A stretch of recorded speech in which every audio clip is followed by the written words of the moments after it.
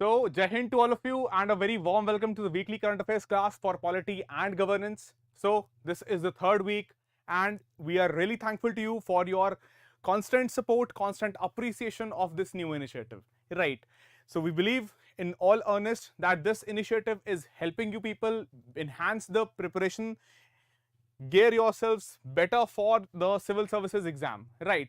So let's get started with the today's topics. Today we have lined up, we are going to discuss three very significant topics pertaining to the polity and governance part of your syllabus.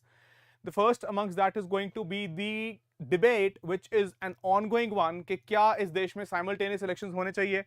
On the lines of it, that is one nation, one polls. That is the first topic that we are going to take up for the day.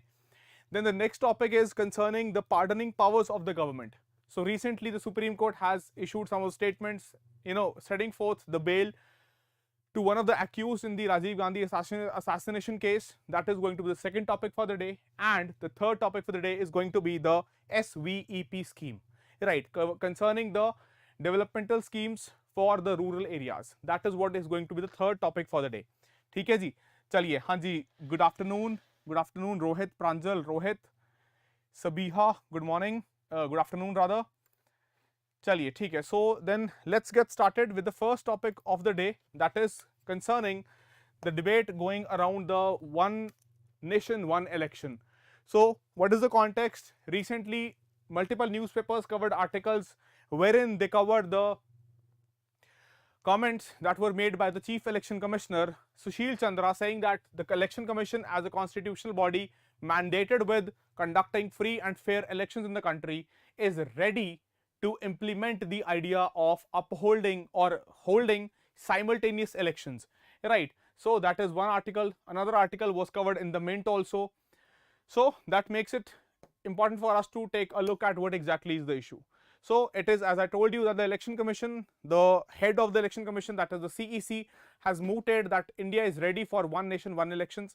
हम Parliament and state legislative assemblies across the state, जितने भी राज्य हैं, उनकी जितनी विधानसभाएं हैं और जो आपकी संसद में लोकसभा है, ठीक है, इनके इलेक्शंस को एक साथ कंडक्ट करवा सकते हैं. That is what the election commission is saying here, right? तो what exactly this one nation one election is basically, if we take a look at कि presently your elections are held separately for Lok Sabha and the state legislative assemblies, है ना, कि जो आपकी लोकसभा है और जो विधानसभाएं हैं देश के अलग अलग राज्यों की, उनके लिए the elections are held separately at a gap of certainly 5 years.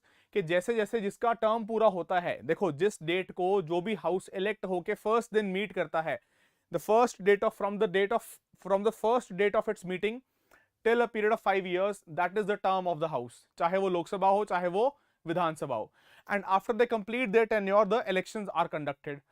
But the point is कि अगर इलेक्शंस जो हैं, या इफ द लोकसभा और the state legislative assembly it gets dissolved prematurely, ठीक है, we are going to delve upon this point in greater detail, कि अगर 5 साल पूरे होने से पहले, that is even before the house completes its 5-year term, the house gets dissolved, maybe due to a no confidence motion getting passed, or maybe the government just simply losing the majority support of the house, then also the elections are conducted. That is the second scenario, ठीक है. And the terms of the state assemblies may not necessarily be in sync with that of the parliament. कि मतलब वो जो 5 साल का period है, कि अगर मान लो 2019 में पिछली बार चुनाव हुए थे और अब 2024 में अगले चुनाव होंगे लोकसभा के, so it is not necessary that all across the Indian states every state assembly is also having its term from 2019 to 2024. So that is also going to be a challenge, right? So all these things we are going to delve into detail as we progress through the discussion. So if we talk about simultaneous elections, तो क्या ये नया concept है? Is this a new concept? No, it is not a new concept. We have been witnessing, we have been looking at this concept since 1952, 1957, 1962 and 1967, when simultaneous elections were conducted. When India got independence and the first parliament was elected, and in many states first legislative assemblies were elected. At that point of time, देखो start line तो same थी ना. If I just say that what was the starting line, so after you commenced the constitution in 1950, the start line was same for everybody. This was the starting line from where the first parliament started and from where the state legislative assemblies of different states, they started their journey. So at one point of time after 1950, when the constitution was adopted, it was enacted, ठीक है, this start line was same. But down the line what happened कि जैसे जैसे ये आगे बढ़ी state legislative assemblies and the parliament in its functioning, this homogeneity got distorted. What I'm trying to say कि state legislative assemblies somewhere they got dissolved, their terms and the term of the parliament they got out of sync, and that is where the point, that is where the thing started, that we had to conduct different elections. We had to conduct not simultaneous but elections at different points of time for the parliament and for the legislative assemblies, and therein the distortions they started coming into the picture. ठीक है, तो इस तरीके से क्या हुआ, they got discontinued following the dissolution of some legislative assemblies between 1968 and 69. वो होना ही था. वो होना क्यों था? क्योंकि imagine कि कितने सारे states हैं इंडिया में, all the state legislative assemblies, their term and the term of the parliament, that simply cannot always coincide with each other. That simply cannot be overlapping all the times. ठीक है, so that is why it got distorted and it got discontinued. Yes, exactly, Anushri, your point is well taken. Exactly in the times of Indira Gandhi as well. ठीक है जी. But what happened was election commission again in its annual report in 1983 came up with this idea that we maybe again need to revert back. हमें वापस से जो है situations या कह लो conditions ऐसी create करनी चाहिए जहां पे we are able to hold simultaneous elections to parliament and to state assemblies. That is what the election commission said in 1983. ठीक है, that was the stand of the election commission. But there is another significant body in the country, that is the law commission of India. ठीक है, अब law commission ने भी अलग अलग reports में अपनी अलग अलग समय पे at different points of time they have talked about the concept of ONOE, that is one nation one election. तो आपके एग्जाम में बेटर अंडरस्टैंडिंग के लिए and to include these points in your answers also, this becomes important कि हम देखें that what is the stand of the law commission, right. So the law commission in 1999 refers to the one nation one election concept, but that point of time it just referred to it. Whereas if we fast forward to 2018, that is in almost recent past, in 2018 the law commission said that we here as a body endorse the idea of conducting simultaneous elections in the country, that we are recommending certain changes which need to be made or which needs to be incorporated in the constitution and in the various other statutes, that is various other laws, so as to enable the country have simultaneous elections once again. That is what the law commission said in 2018. Apart from that, it examined the legal and the constitutional constraints. ठीक है, देखो ऐसा नहीं है that you can just go about one fine morning you come up and say that we are going to conduct simultaneous elections. There are going to be challenges, there are going to be hiccups in that. ठीक है, and that is where the election commission gave a, you can say, it tried to portray some kind of solutions. So when the election commission came up with this recommendation, they said that you need to amend some provisions of the constitution, and also since this will be concerning the federal structure of the Indian polity, matlab ki the interests of the states are also involved, right, because the state elections are also being involved in this particular picture. So that is why you'll need to have the ratification from at least 50% of the states. ठीक है, क्यों? क्योंकि as per schedule 7 or you can say as per the constitution, whenever you are trying to amend anything which pertains to the central government or the union and the states as well, that their interests are also being changed in one or the other way, then certainly the constitutional amendment has to be through the ratification of at least 50% of the states agreeing to that amendment. So that is what the law commission said, right? But then what are the constitutional provisions to which the law commission is exactly referring to? Indian, I'll come to your query, just give me a minute. The name Indian is there in the comment section. I cannot, I don't see the name of the student written there, but Indian is the name. I'll come to that. I'll come to that queries. But before that, let me just give to you the constitutional provisions. So we have Article 83 which deals with the duration or the tenure of the houses of parliament, which says कि हर एक जो संसद का सदन है, लोकसभा और राज्यसभा, उसका normal कार्यकाल जो है वो क्या होगा, 5 साल, 5 वर्ष. Similarly, अनुच्छेद 172, article 172, it talks about the 5-year duration of the state assemblies. Now the point is कि अगर आपको इसमें कुछ flexibility लेके आनी है तो you have to amend these articles. You'll have to make changes to the constitutions. ठीक है, because both of these articles respectively to the parliament and to the state assembly, they guarantee 5-year tenure to them. ठीक है, until unless the situation is such that they lose the majority support and they are dissolved. That is going to be a different situation, but otherwise the 5-year tenure is guaranteed, right? So amendments have to be brought in here also so as to provide for flexibility. नहीं तो बात ये आती है कि point is कि आप otherwise how are you going to ensure that there is uniformity in what? Uniformity in the start and end period of the parliament and the start and the end period of various state legislative assemblies in the country. कि अगर मान लो बीच में किसी state legislative assembly it loses the vote of confidence or it loses the majority support in the house, then what will happen to the term of that state legislative assembly? And how are you going to ensure that this starting point and this end point between this 5-year term, that always remains the same? So that is something where the constitutional articles will need to be amended. ठीक है? So that is something which is going to be a challenge as well. अब इसी में देखो People's Representation Act, that is the RPA, is also another law which deals with the elections and which deals with the electoral processes of the country. So the Law Commission said that when we were referring to the previous slide wherein the Law Commission had made the recommendations, it also said that you have to change the RPA also, the Representation of People's Act 1951, so as to ensure that the conduct of Lok Sabha and State Assembly is coincided. ठीक है, otherwise जो है there are going to be anomalies in the law. ये flexibility कैसे लेके आओगे आप? That is the moot question, right? For which the constitution, for which other laws including the Representation of People's Act, that also needs to be amended, right? अब ये चीज सरकार कैसे करती है? That is certainly going to be a big question.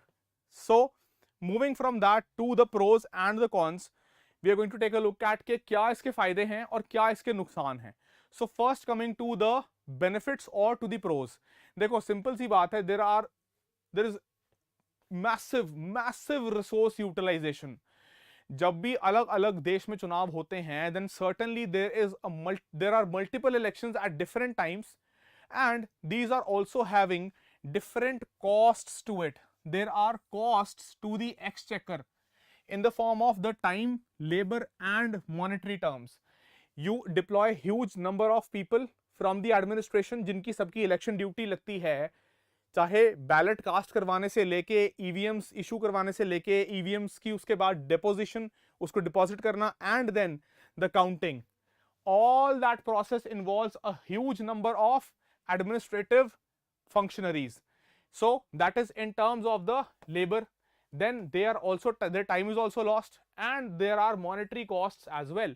So that is what the election commission says कि अगर या कह लो लॉ कमीशन ने भी कहा है कि if we provide for simultaneous elections, so you can ensure that these resources, their utilization is going to be better.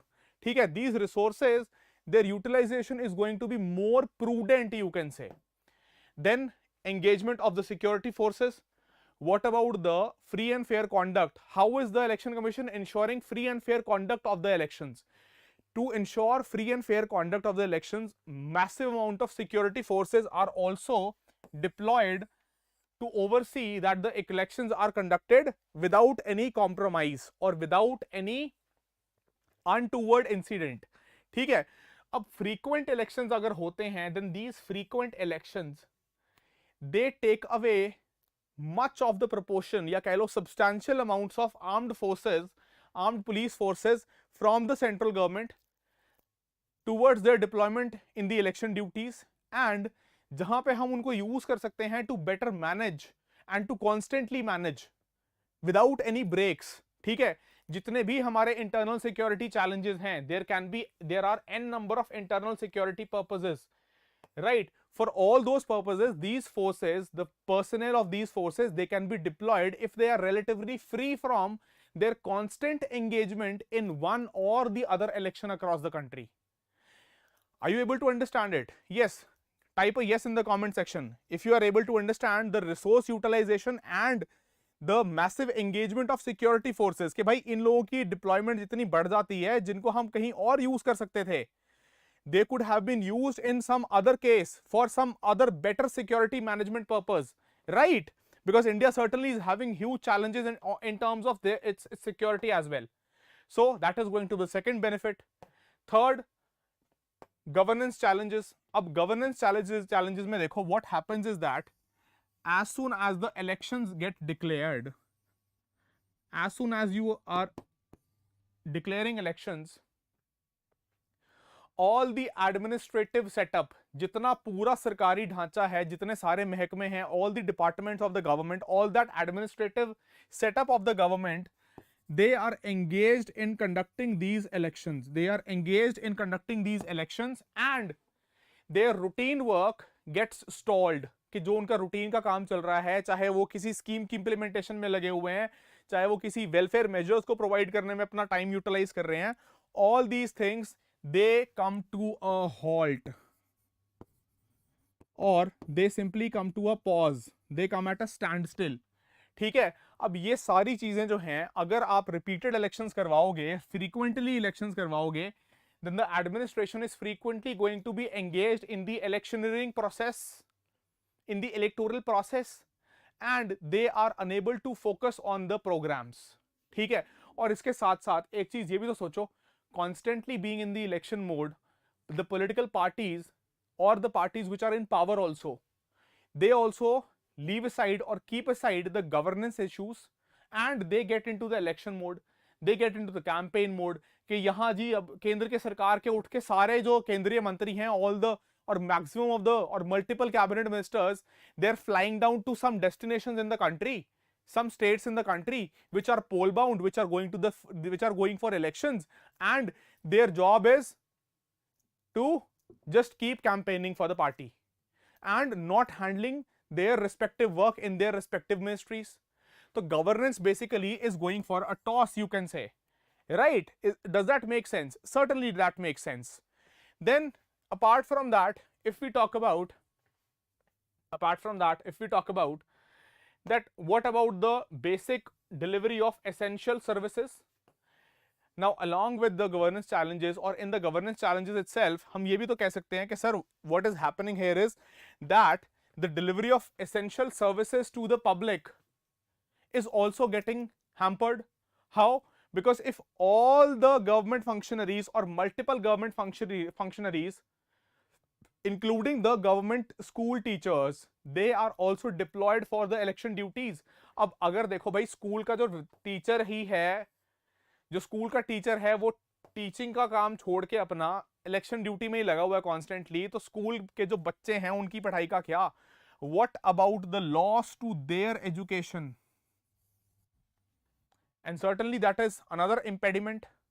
Yes, Yamandeep Goswami is sharing a beautiful example with us that DME director was sent on election duty, due to which counseling of students was delayed due to pending decision from the director's side. Yes, exactly. Bilkul Yamandeep, your point is well taken. It really hits the nail on its head कि ऐसे बहुत सारे instances हैं. This is one such example which we have come through. This is another such example of the teachers which I have come through, and multiple people who are just watching our session, हर एक के पास अपना कोई example हो सकता है कि they might have faced some hiccups, है ना? क्यों? क्योंकि आपको जिससे काम था वो कहाँ है? इलेक्शन ड्यूटी में है, and your work has been delayed, right? So these are some of the pros कि आप अगर if you go for simultaneous elections, then you can benefit at multiple fronts. But are there any cons to it? Is there any demerit to it? Yes, certainly there are demerits to it. What can be the demerits? Synchronization issues. Again, the same thing, that the start point and the end point of the parliament and the various legislative assemblies in the country, how are we going to synchronize them? ठीक है, that is one issue. Then massive resource mobilization at one go. This resource mobilization will have to be at one go. One go का मतलब एक साथ आपको you'll require massive manpower. ठीक है, देखो यार सिंपल सी बात है, if you need to conduct elections across the country, to the parliament, to the legislative assemblies of the state, तो एक साथ आपको बहुत सारा ह्यूमन रिसोर्स भी चाहिए, एक साथ आपको बहुत सारा मटीरियल रिसोर्स भी चाहिए in the form of EVMs, in the form of voter verifiable paper audit trails, that is VVPATs. तो वो सारा मोबिलाइजेशन एक बार में, that is also going to be a challenge, और that is going to be a downside of the simultaneous elections. Then it adversely affects the federal nature of the country, that हमारा जो political system है, it has the central government, it has the state governments. Now the point is that whenever the Lok Sabha elections are conducted, or when the Lok Sabha elections are being held, there are certain national issues which are at play. There are certain national dominant issues according to which the voter casts his ballot or makes his choices.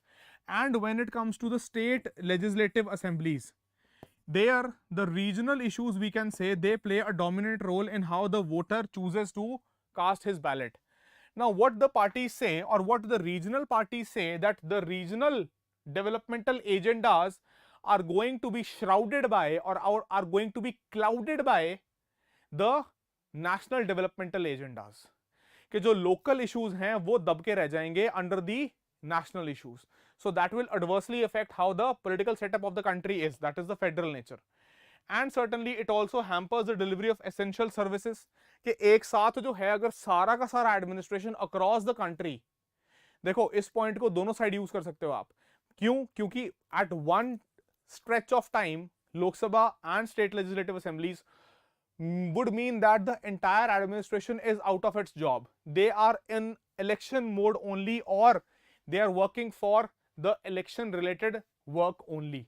So that would mean that freeing all those people from their routine work, administration would come to a halt, all their welfare policies, programs, schemes would come to a standstill, and only one thing will happen, that is elections and election related work.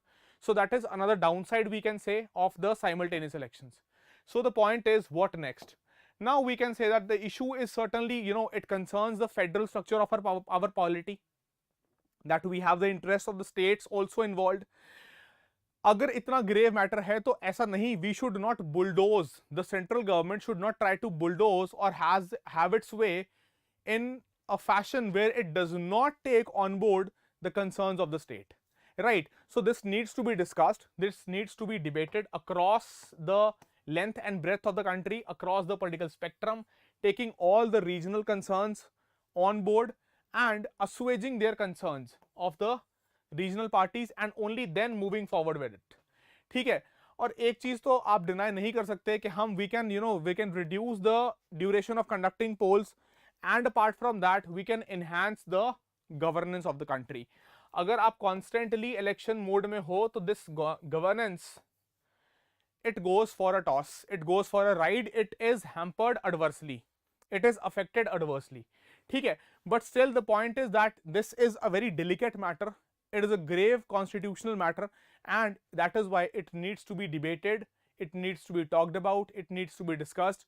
Confidence needs to be enthused in all the stakeholders, including the regional political parties, including the opposition parties, right? So that is with respect to the first topic, right? So before moving to the next topic, I'll just scroll through the comment section कि क्या लिख रहे हैं आप लोग यहाँ पे. Con, like, people can threat ruling party that if they do not do better for people, they will do the same that other state people has done with the state government in which ruling party was defeated. Yes, exactly, Yamandeep, बिल्कुल ये बात हम कह सकते हैं. ठीक है, certainly I would agree to what you are writing here. ठीक है. हाँ, Indian has asked why ECI is not focusing on increasing voting in polls, reform and... Look, ECI is certainly aware of all these things. ठीक है, लेकिन right now we are discussing one particular issue, that is the one nation one elections. ठीक है, वो सारे issues Indian जो आप whatever your name is Indian, certainly those are the issues. Those are also the issues which the election commission should look into, right? चलिए, ठीक है. So moving to the next topic for the day, that is concerning the next topic, that is concerning pardoning powers. Now why this is in, or what is the context behind it? That because recently the Supreme Court has granted bail to a convict in the Rajiv Gandhi assassination case, that is AG Perarivalan, ठीक है, and multiple articles again in Indian Express, in Hindu also, concerning the Supreme Court bail. So what is the Supreme Court's stand? Basically यहाँ पे हमारे लिए discuss करना जो important है वो that is not with respect to this particular convict, हमारे लिए डिस्कस करना ये इंपॉर्टेंट है what is the stand of the Supreme Court, what are the judicial powers, the pardoning powers of the governor, and is the governor allowed to act in discretion.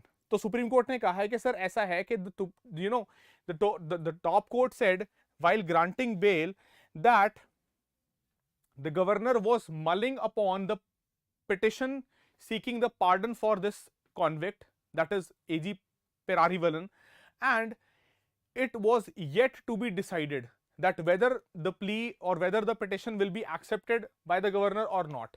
ठीक है, and a pardon request which was moved in 2015 was not considered. Apart from that, the Supreme Court in 2018 had already clarified that the governor is having the deemed fit power for granting pardon. That means that the governor ought to have acted when he was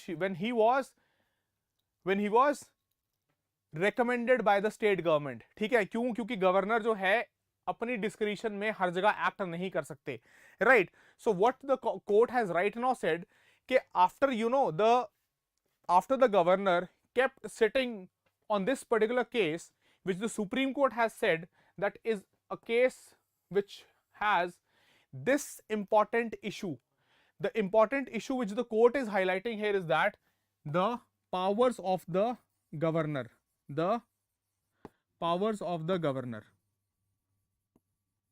and particularly the pardoning powers.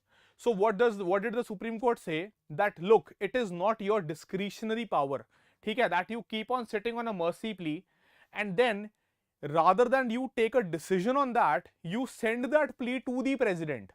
ठीक है, अब this is what the Supreme Court has observed here, that this we found to be troublesome and this we found to be erroneous. And this was despite कि तमिलनाडु की जो ministry है, that is the Tamil Nadu government, the government of Tamil Nadu, that is the state government, had recommended that you release the convict. ठीक है, so the point is, this important issue in the language of Supreme Court is that is the governor having the discretion or the power to go against the state government's recommendation. That is what the analysis here is required. So when we take a look at the observation by the Supreme Court regarding the discretion of the governor, so then the Supreme Court is very clear that when you kept sitting for 5 years in Article 161, that is the pardoning power, and even after the state government recommended to you that you release the convict, then also you kept sitting for 2 years, and now the union government has filed an affidavit in the Supreme Court. जिस affidavit में कह रहे हैं ये कि now the governor has sent the proposal to the president that the governor did not act all this while, and the governor has now sent the request or the petition for the consideration of the president. भाई supreme court ने कहा कि sir बात बड़ी clear है कि you are not supposed to have discretion in this matter. You have to act according to what the state government has suggested to you, what the council of ministers of that particular state has suggested. That the law is clear that the governor does not have any independent discretion. So why did you first kept on sitting, and then instead of disposing of the matter by your own self, you have forwarded the request to the president? President picture में कहां से आ गए? या तो आप जो है initially वो रिक्वेस्ट प्रेसिडेंट के पास जाती, वो रिक्वेस्ट आई थी गवर्नर के पास, अब गवर्नर ने खुद तो एक्ट उस पर किया नहीं और इंस्टेड जो है प्रेसिडेंट को भेज दी वो रिक्वेस्ट. तो the court said, the supreme court said that this affidavit by the union of India, that is illogical and that does not stand और hold grounds on the constitutional provisions. अब constitutional provisions क्या हैं? Then what are the constitutional provisions? Indian, I'll come to that.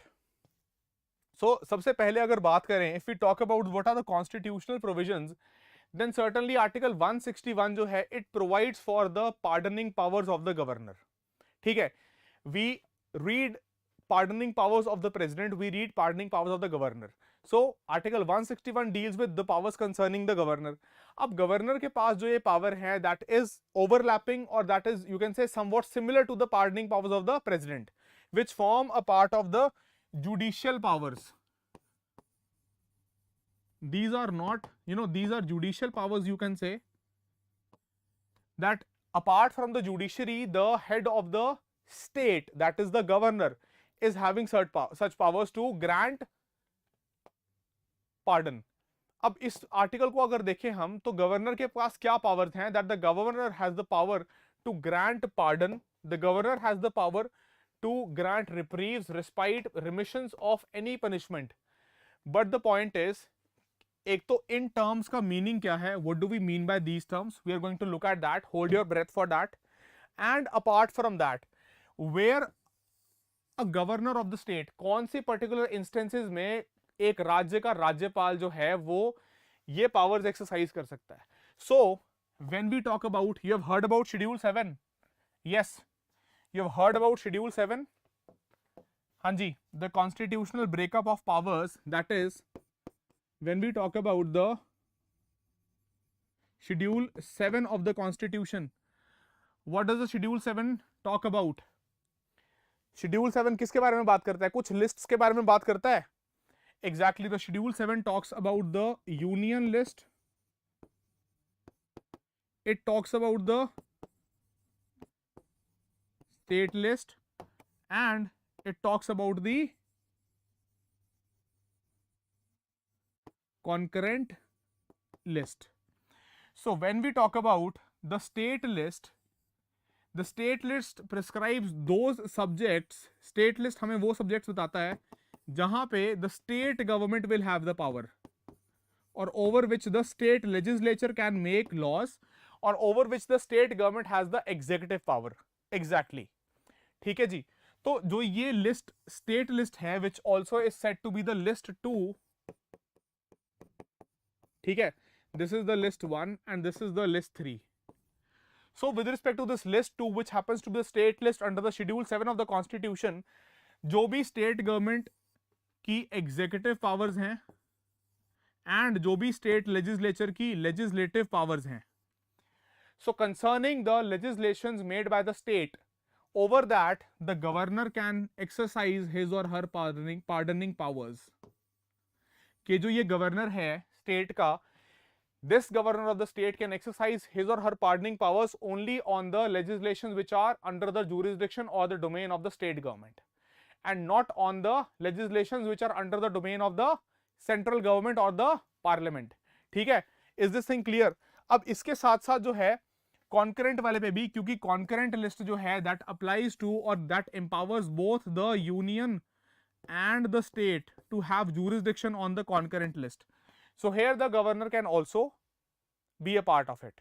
ठीक है, yes exactly Anushri, concurrent lists have both central and state subjects which or subjects which can be exercised both by the center and the states. ठीक है, तो governor की power कहां तक है, इस स्टेट लिस्ट के सब्जेक्ट्स तक. ठीक है, until this I think until this point of time everything is clear. So coming back to the discussion, so any law or any offense under that law relating to a matter which is under the executive power of the state subject, वहीं तक governor की power है. ठीक है, if we talk about the powers of the governor.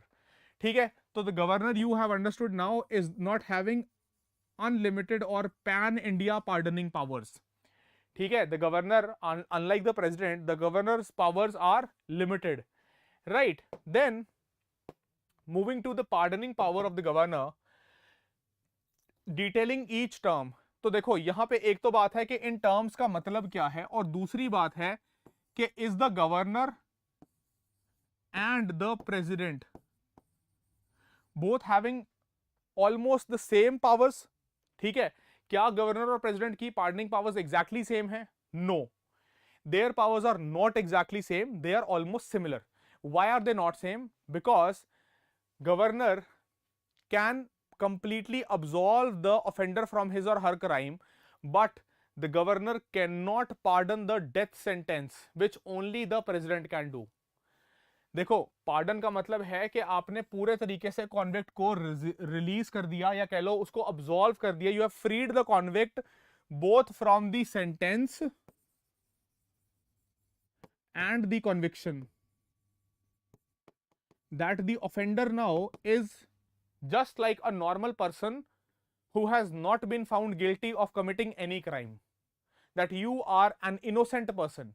That is what the term pardon means, कि आपने completely absolve कर दिया उस व्यक्ति को, उस offender को from the sentence and the conviction। ठीक है, लेकिन हम क्या कह रहे हैं कि president जो है he is more empowered here, right? That is, the president can pardon a death sentence, however the governor cannot pardon the death sentence, right? So that is a distinction. Then when we talk about the term reprieve, I believe pardon is clear. Reprieve is basically temporary suspension of the sentence। ठीक है, कि आप temporarily जो है you are suspending that sentence of that person for some relief which you want that person to be accorded। Then respite is awarding a lesser sentence on special ground। lesser sentence का मतलब है कि अगर मान लो 14 साल की सजा हुई थी तो आपने रिड्यूस करके 10 साल की सजा कर दी, ठीक है, you reduce the quantum of the sentence, that is what respite means. ठीक है, ये टर्म्स आपके कॉन्स्टिट्यूशनली स्पीकिंग ये एग्जाम में पहले भी यूपीएससी ने प्रीलिम्स में पूछी हुई हैं। ठीक है, so they become important from even prelims perspective. Then what is remission? अब रिमिशन जो है basically that means that reducing the amount of sentence without changing the character। character का मतलब ये है कि देखो imprisonment if we talk about, then imprisonment can be rigorous and it can be simple। what do we mean by simple is that, or what do we mean by rigorous is that, कि यहां पे आपसे you will be made to undergo very strenuous activities in the jail. ठीक है, कि आपसे जो है सारा मजदूरी का काम करवाएंगे, जो भी फिजिकली स्ट्रेनिंग एक्टिविटीज हैं वो सारी आपसे करवाई जाएंगी while you are serving in the jail. That is going to be a rigorous kind of imprisonment. And simple imprisonment में वो सारी एक्टिविटीज नहीं होंगी। ठीक है, सो यहां पे रिमिशन में क्या है, without changing the character. Character का क्या मतलब हुआ कि क्या रिगरस इंप्रिजनमेंट है या सिंपल इंप्रिजनमेंट है, that is reflecting the character, right? So without changing the character, if you are reducing the amount of the sentence, then that will be remission। yes exactly Yamandeep, you will be getting the PDF of this session। be rest assured, जो लोग भी देख रहे हैं या जो first time भी जुड़ रहे हैं हमारे साथ, सभी लोग जो है निश्चिंत रहिए, बेफिक्र रहिए। इसका PDF जो है as soon as we end the session, within a couple of minutes I'll ensure that this PDF is shared to you on the Telegram channel. ठीक है, उसके लिए आपको टेलीग्राम चैनल जो है जिसका लिंक डिस्क्रिप्शन बॉक्स में है, वहां जाके उस PDF को एक्सेस करना पड़ेगा, राइट? यमन, I believe that is clear. चलो, so coming back to commute, इसका मतलब क्या है, substitution of one form of punishment from another. ठीक है, अब एक less severe form of punishment, यहां पे आप कैरेक्टर चेंज कर सकते हो। that earlier it was rigorous punishment but now you have changed it into simple punishment। ठीक है, जैसे rigorous imprisonment को simple imprisonment से replace कर देना, that is you are changing the character। Yamandeep Goswami, I believe your doubt has been addressed, you will get the PDF, right? चलिए, so that is with respect to the pardoning powers of the governor। ठीक है जी, तो ये जो debate है इसमें एक चीज बड़ी क्लियर है, please be very much clear in your heads, that when we talk about the governor and the pardoning powers of the governor, the pardoning powers, so this is not a part of the discretionary power, it is not a discretionary power but rather the governor is supposed to act on the aid and advice of the council of ministers, मतलब कि state government, that is the state council of ministers on whose aid and advice the governor will have to act, he cannot act in his or her discretion। हाँ जी बिल्कुल जी, governor is appointed by the president only, Anushree, exactly। ठीक है, so that is what the Supreme Court has also said कि look, governor must have acted according to the recommendation made to the governor by the Tamil Nadu government, and not sent the petition further to the president. ठीक है, so that is what the analysis of the complete issue is there. We have also discussed the static part of it, right, as concerning the powers of the governor. ठीक है जी, so with that we complete the second article for today. Moving to the next article, that is SVEP, sorry, that is the Startup Village Entrepreneurship Program. अब आपके GS paper 2 में, in GS paper 2 you also have a part of your syllabus that is various developmental schemes and interventions by the government. So that is one portion of your GS paper 2 that is entirely current affairs related. There is nothing static in it per se which can be covered through the classes or from any coaching institute. ठीक है, ये जो है it is advisable कि ये आप government website से, ministry website से, PIB से, न्यूज़पेपर से ही कवर करो. तो हम कोशिश करेंगे कि ये जो आपका डायनेमिक पार्ट है ये आपका वीकली करंट अफेयर्स क्लास में कवर होता रहे, so that you keep on building on those areas which no coaching institute for that matter covers in their static classes. ठीक है, so coming to the SWEP scheme, so what exactly is the context? That Ministry of Rural Development basically has tied up with the Entrepreneurship and Small Business Development Institute. ठीक है, इनके साथ tie up करके इन्होंने क्या किया है, that they are trying to provide for some kind of development in the rural areas. ठीक है, that was the first article. Then the second article is regarding, or this article talks about the Institute of Entrepreneurship and Small Business Development. So first, let's quickly take a look at what is this institute exactly. तो this is an autonomous institute. ये prelims में ऐसे questions UPSC ने पहले पूछे हुए हैं. कैसे questions? कि whether the body is an autonomous body, whether the body is an independent body. तो ये एक autonomous body है under the Ministry of Rural Development, Ministry of Skills Development, under the Government of India. ठीक है, तो Skill Development Ministry के under this is a autonomous body. Then it is engaged in training, consultancy and research work. That is what the job of the institute is.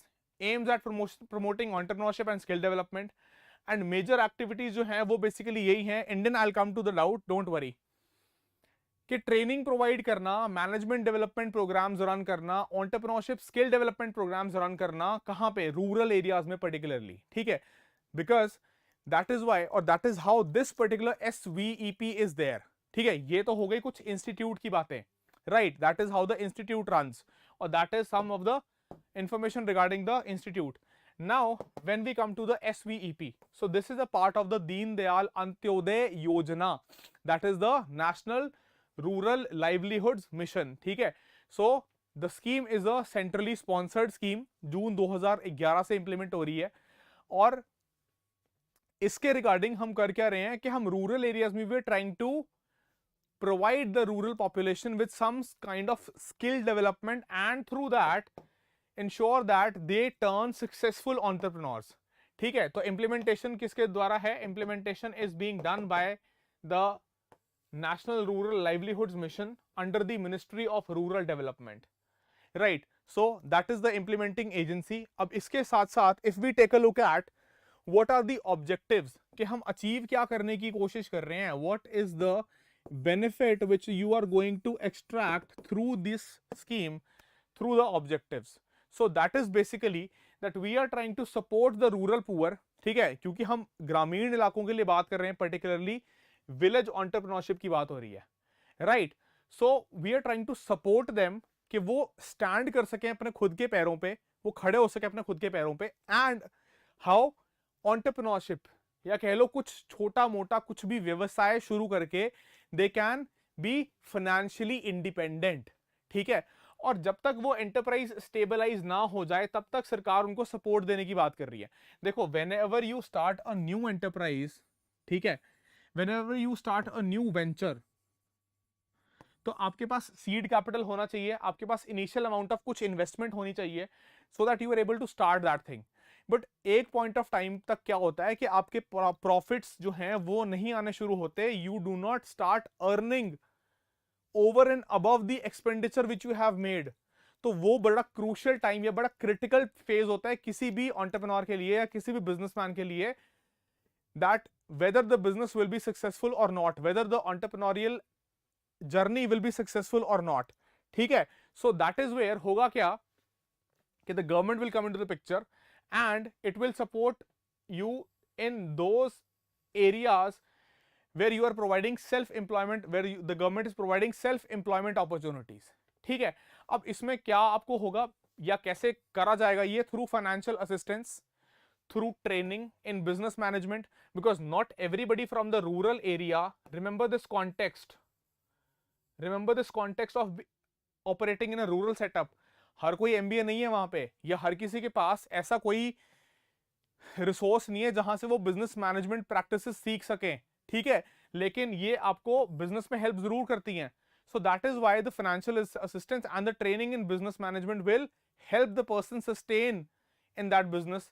Then developing soft skills while creating local community cadres for promoting the enterprises, ताकि वो sustain कर जाए, ठीक है. नहीं तो क्या होता है कि इनिशियल फॉर्म में या इनिशियल फेज में ही this entrepreneurial organization will simply die down or it will die out, ठीक है, without this support. तो ये इनिशियल जो hand holding है, that is very essential by the government. Then if we talk about the key areas, then there are certain key areas, that is to develop community resource persons. अब ये community resource person जो हैं, they are going to be aiding this scheme or the implementation of this scheme, ठीक है. कौन लोग होंगे? ये लोकल लोग होंगे और जो सपोर्ट प्रोवाइड करेंगे एंटरप्रेन्योर्स को in setting up the rural enterprises, ठीक है जी, कि कुछ वहीं पे रूरल इलाकों में, उन्हीं ग्रामीण क्षेत्रों में कुछ ऐसे लोगों को डेवलप किया जाए जिनके स्किल्स को हम डेवलप करें, and they act as community resource persons, right.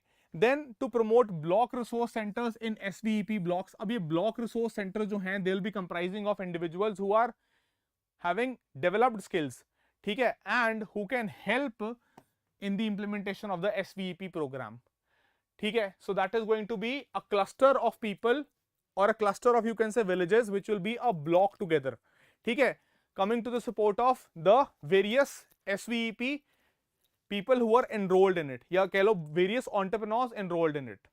Then to monitor and manage the community resource persons, appraise SVEP loan applications, SVEP loan applications को जांचना, उनका अप्रेजल करना, ठीक है. एंड किसी भी तरीके की इंफॉर्मेशन अगर किसी को चाहिए, देखो information is one such impediment, information retrieval या कह लो इंफॉर्मेशन एक्सेसिबिलिटी जो है, दैट इज डिफिकल्ट. हर बार लोगों को नहीं पता होता कि कहां से कौन सा काम कैसे होगा या किस तरीके से गवर्नमेंट का सपोर्ट अवेल किया जा सकता है. तो ये जो यहाँ पे रिपोजिटरी की बात हो रही है, that is the repository concern of that particular information only, ठीक है, कि वो जो पूरी इंफॉर्मेशन है जो आपको चाहिए for relating to that enterprise of the concerned block, that can be done through the community resource persons, ठीक है. देन SHGs की इन्वॉल्वमेंट. अब ये सेल्फ हेल्प ग्रुप्स जो हैं, these have been one of the very key players amongst the civil society, that is the self help groups. So these self-help groups basically they are going to be the beneficiaries. How? क्योंकि ये self-help groups जो हैं, they are a collective of the citizens.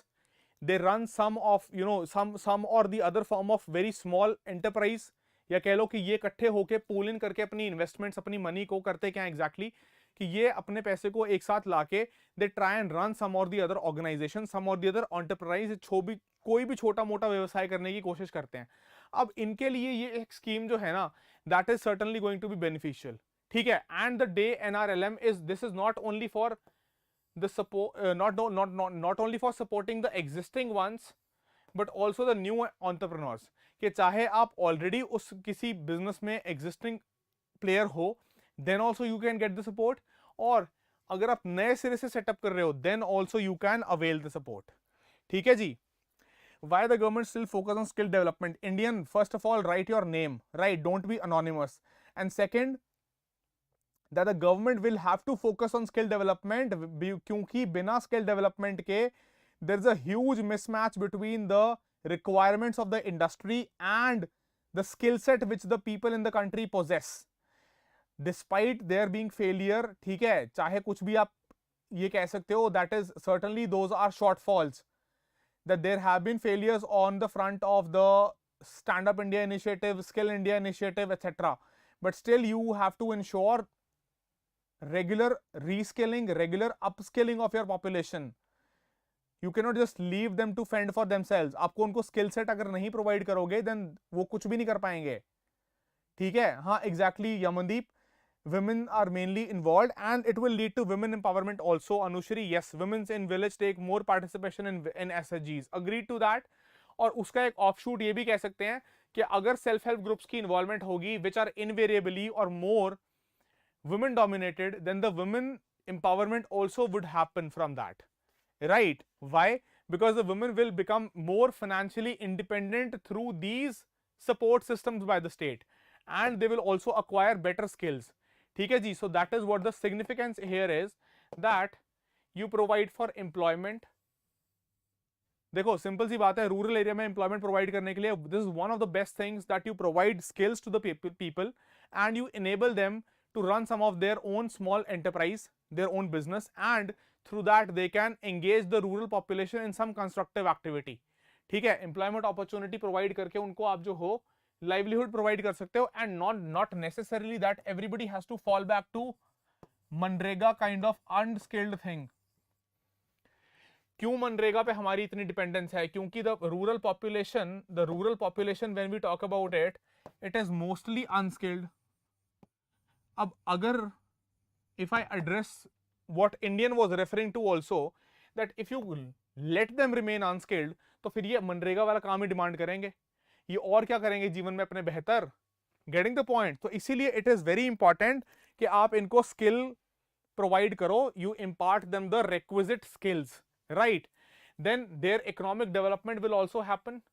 Certainly that is going to be a natural corollary, है ना, कि वो naturally होगा उनका, कि उनकी overall economic development जो है वो ensure होगी और हमारे देश की भी उससे ensure होगी।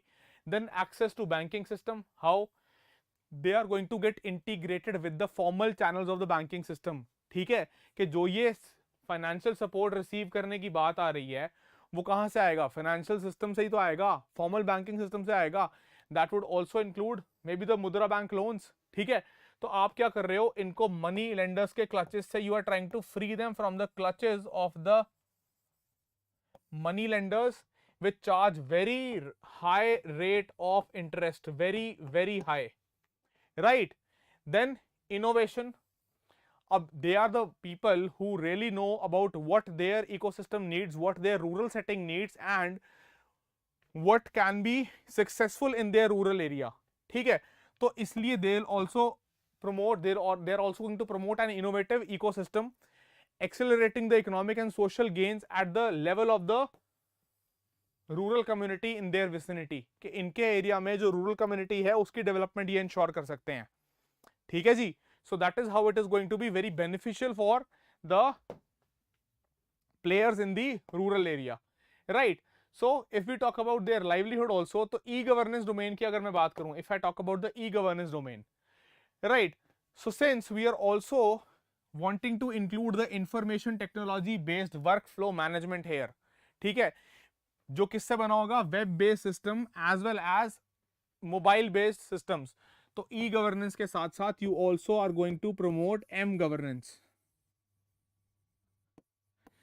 कि जो रूरल पॉपुलेशन जो है, दिस रूरल पॉपुलेशन जो until now is maybe not having access to or not having the skill to obtain services through the e-domain और e-governance या फिर m-governance। e-governance का मतलब हो गया जाके पोर्टल पे किसी भी गैजेट के थ्रू, किसी भी लैपटॉप या कंप्यूटर के थ्रू वो सर्विस अवेल करना, या फिर अपने मोबाइल के थ्रू अगर अवेल कर रहे हो then you can say it to be m-governance। तो they will be better placed to make use of these facilities। ठीक है, and this system will make managing and offering day-to-day support easy and efficient। How and why? Because अगर they are enabled for e-governance also and they are enabled or they are skilled for accessing m-governance, then आपकी जो भी आप offer कर रहे हो अलग अलग स्कीम्स को, उनको मैनेज करने के लिए भी you have provided for an increased interface between the administration and the people, that the people and the administration they can now also interact through the ICT, through information communication and technology। ठीक है, so that is the e-governance domain and the benefit of SVEP।